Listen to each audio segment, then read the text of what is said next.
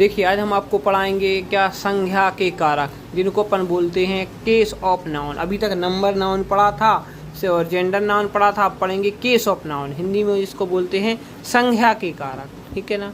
जैसे यहाँ पर लिखा नोमिनेटिव केस। नोमिनेटिव केस का अर्थ क्या होता है? कर्ता कारक। क्या होता है? कर्ता कारक।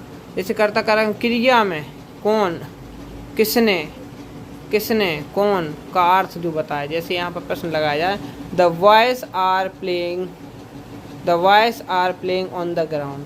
तो यहाँ पर बच्चे मैदान में खेल रहे हैं, तो यहाँ पर आ जाएगा द बॉयज जो है वो आपका क्या है? Nominative case. The cow gives us milk. जैसे यहाँ पर क्या दे रही है? गाय। गाय क्या दे रही है? दूध दे रही है। तो द काउ जो है वो नोमिनेटिव केस है, क्योंकि सब्जेक्ट काम कर रहा है, इसके द्वारा अपन प्रोसेस हो रही है, इसी के द्वारा दूध मिल रहा है गाय के द्वारा। और द बॉयज है, इसमें द बॉयज जो है जो खेल रहे हैं मैदान में, ठीक है। तो यहाँ पर द बॉयज आ जाएंगे नोमिनेटिव केस में। नेक्स्ट आ जाता है चौथा, मीरा ए सिंग सॉन्ग। तो मीरा जो है बहुत अच्छा गाना गाती, तो मीरा गाना गाती, तो मीरा आपका नोमिनेटिव केस कहलाया यहाँ पर, ठीक है। यही वो हमने बता दिया। ऑब्जेक्टिव केस कहलाता है कर्म कारक, जिसमें कर्म की प्रधानता हो। क्रिया में क्या, किसकी, किसको का प्रश्न लगाने के लिए उत्तर में जैसे कर्म आता है। जैसे मान के चलो यहाँ पर लिखा मोहन ईट्स मैंगो। तो मैंगो क्या है?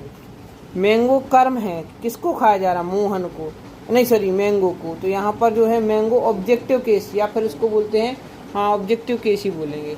एक नोमिनेटिव केस, एक ऑब्जेक्टिव केस। कोई सब्जेक्ट केस भी बोल देता, सब्जेक्ट केस नहीं बोलते, उसको नोमिनेटिव केस बोलते। आई राइट अ लेटर। इसमें लेटर जो है वो क्या है? एक लेटर ऑब्जेक्टिव केस है। बी नो मोहन, यहाँ पर मोहन वेल, मोहन ठीक है भैया, तो यहाँ पर मोहन आ गया। मैंगो लेटर, यहाँ पर एक क्या है? कर्म कारक ऑब्जेक्टिव केस। फिर आता है ईट्स राइट, ये क्रियाएं हैं, ठीक है। एक पॉजेसिव जो होता है, पॉजेसिव केस होता है, उसको ध्यान से समझ लें, संबंध बताता है। जैसे का, के, की। जैसे हमने बोला मोहन्स फादर, तो एपोस्ट्रोफी एस, अपन बोलते हैं ना मोहन ऑफ फादर, तो मोहन के पिता। यहाँ पर अपन ऑफ नहीं लगाएं, जैसे एपोस्ट्रोफी एस लगा दें, डैश लगा ना, जो मोहन्स फादर, तो यहाँ पर मोहन के पिता, ठीक है ना। इसके बाद आता है चिल्ड्रंस ड्रेस, तो बच्चों की ड्रेस, ये टाइप की आ गया। बच्चों की पोशाक, है ना। अब यहाँ पर आ गया केस एंड एपोजिशन। एपोजिशन होता है कर्म कारक, समान कारक।